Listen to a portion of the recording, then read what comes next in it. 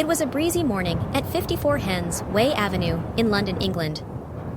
Everyone was up and busy at the Chickasaw family farm home, located just across from 4i Cottage, where no one dares to go. The title of this story is Rebecca the Dreamer. Hope you enjoy.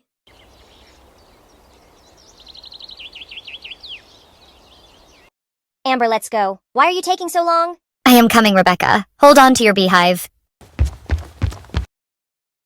Ouch, not again. Rebecca, how many times Mom had said not to leave your cat toys laying around?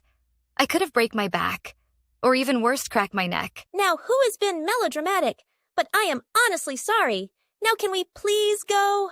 The early morning after rain perfume fragrance of cherry blossoms mixed with the morning dew is refreshing.